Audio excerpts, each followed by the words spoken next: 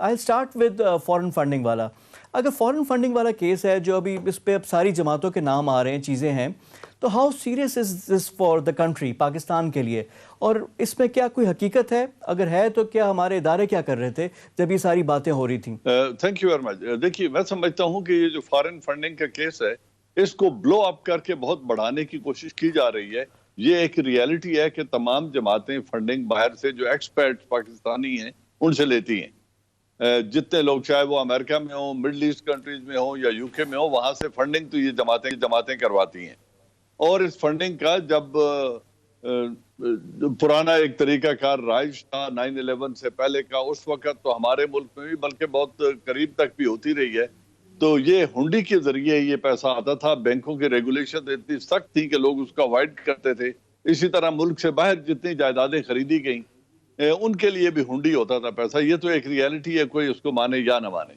اب دیکھنا یہ ہے کہ کیا پاکستانی نیشنل جو نائکاپ ہولڈرز ہیں, جو ملک کے اندر آ کر ووٹ بھی ڈال سکتے ہیں, وہ دونوں ملکوں کی شہریت رکھتے ہیں, پاکستان کی بھی اور وہ جس ملک میں رہ رہے ہیں وہاں کی بھی.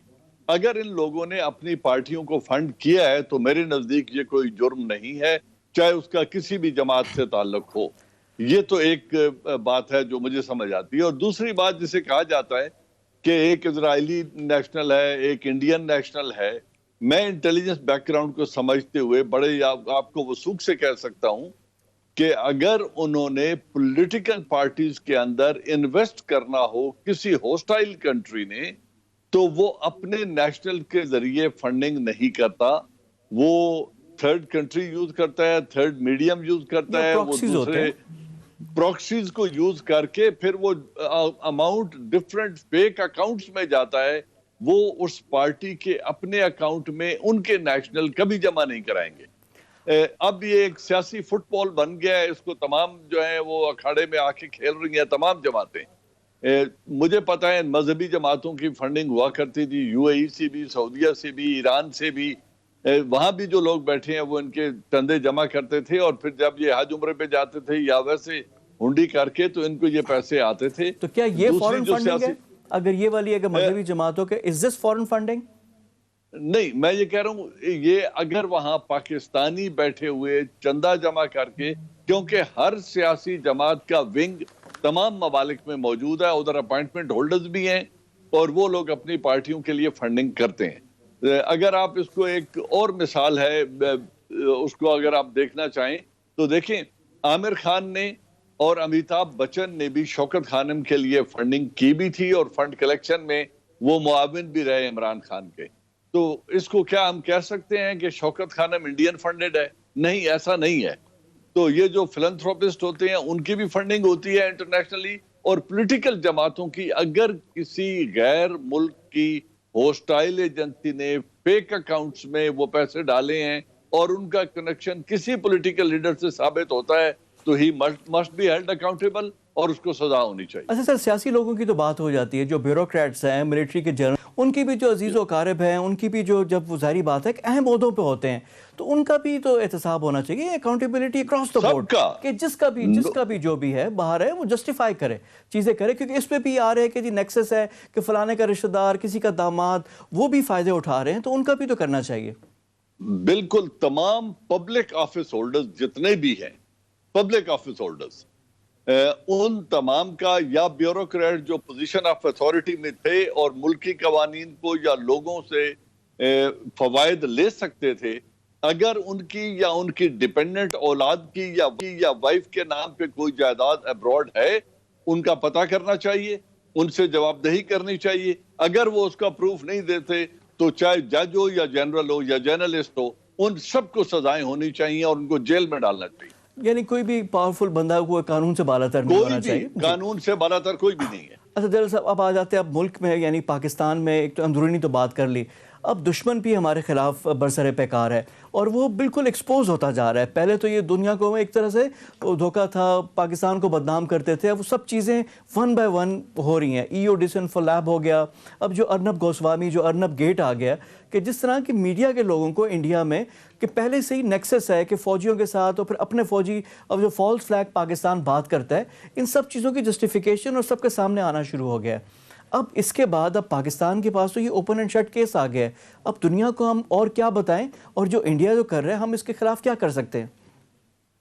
جی دیکھیے، تھینک یو. پہلی بات تو یہ ہے کہ یہ جو چیزیں آپ نے پوائنٹ آؤٹ کی یہ ایک ریالٹی ہے.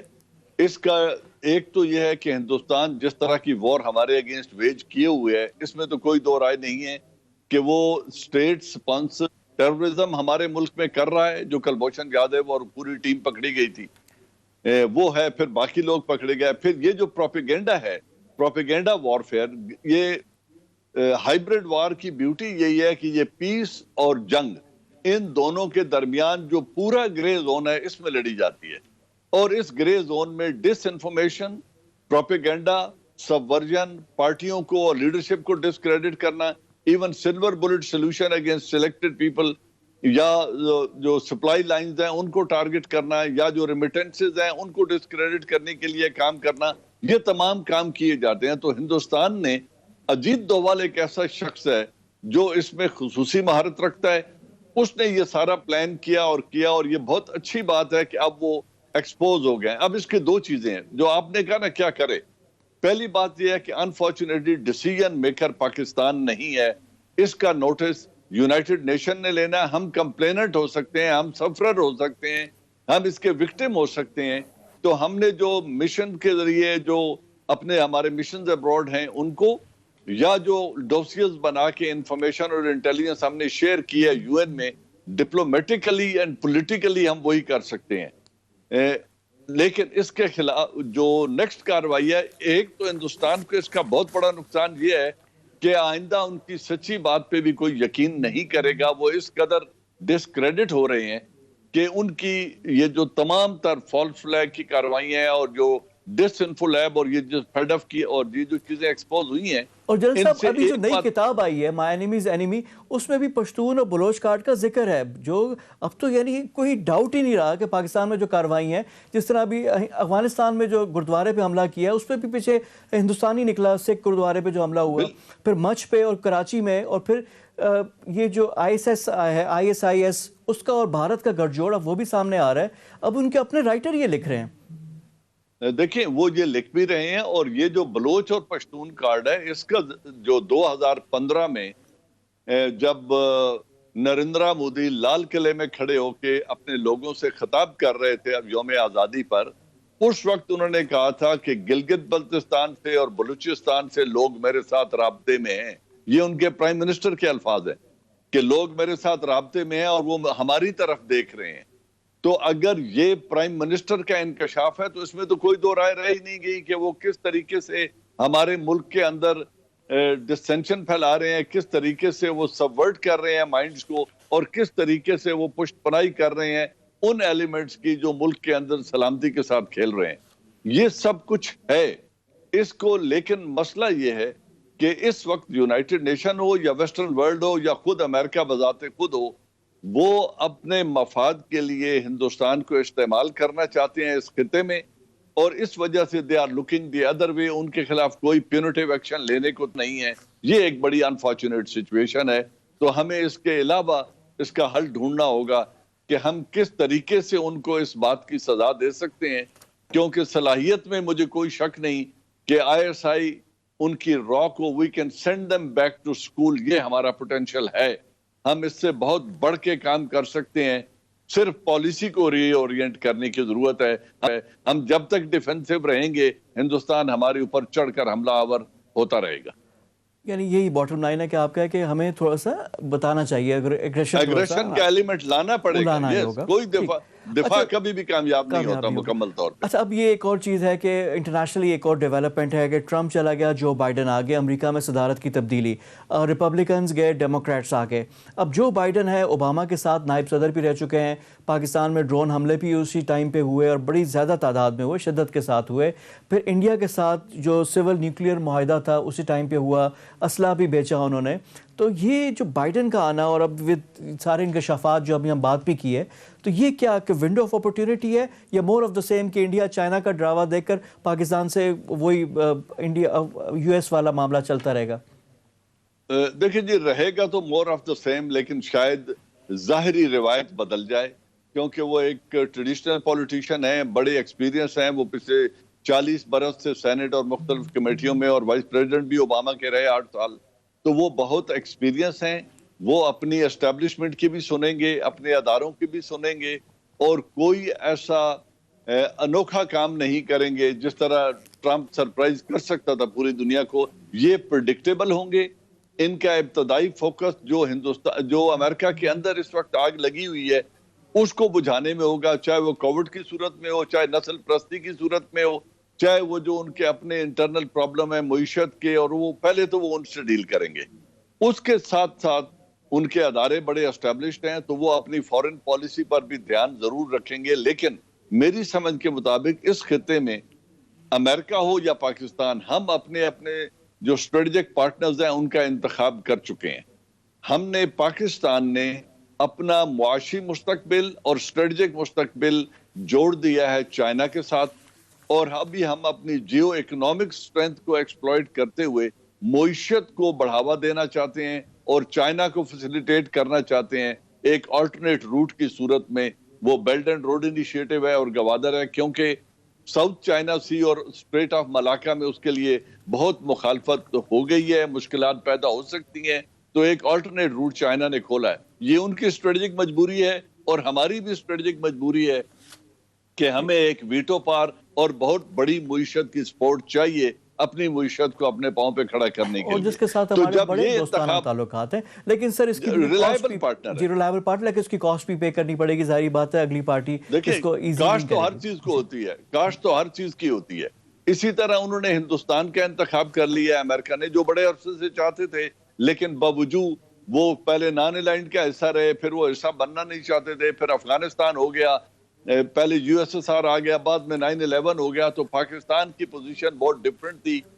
ہماری طرف ہی امریکہ دیکھتا رہا اور ہمیں افغانستان کی اینکس سے دیکھتا رہا. لیکن اب وہ ہندوستان کی طرف چلے گئے ہیں، وہ اسٹریٹجک پارٹنر ہندوستان کو بنانا چاہتے ہیں. اب دیکھنا یہ ہے کہ ہندوستان ایران کو چھوڑ کر اور رشیا کو چھوڑ کر اور روس کو چھوڑ کر اور چائنا سے مخاصمت کے رشتہ قائم کر کے، مخالفت کا رشتہ قائم کر کے وہ امریکہ سے کتنا فائدہ اٹھاتا ہے یا امریکہ اس کو کس طریقے سے استعمال کرتا ہے، یہ آنے والا وقت بتائے گا. لیکن ہمیں اپنے آپ کو الرٹ رکھنا ہے، ہم نے اپنی پریورٹیز کو درست کرنا ہے اور ہوم ورک کر کے اپنے گھر میں بیٹھ کے ایک مستقبل کی مکمل پالیسی سازی کر کے تمام خطرات کو پڑھتے ہوئے ہم نے اپنا قدم اٹھانا ہے. یعنی جنرل صاحب we are heading towards interesting times. اب جاتے جاتے ایک اور چیز ہے، اب معاملہ بھی اب آیا ہوا ہے، وہ ہے ہماری سعودی عرب میں سفیر کی تعیناتی کا. وہاں پہ ہمارے سفیر تھے، کیریئر ڈپلومیٹ تھے، ان کی جگہ جنرل بلال اکبر جو حال ہی میں ریٹائر ہوئے ہیں ان کو لگا دیا گیا. اب یہ ورک کے کوٹا بھی ہے فارن سروس میں، یہاں پہ ریٹائرڈ جنرلز جاتے بھی ہیں.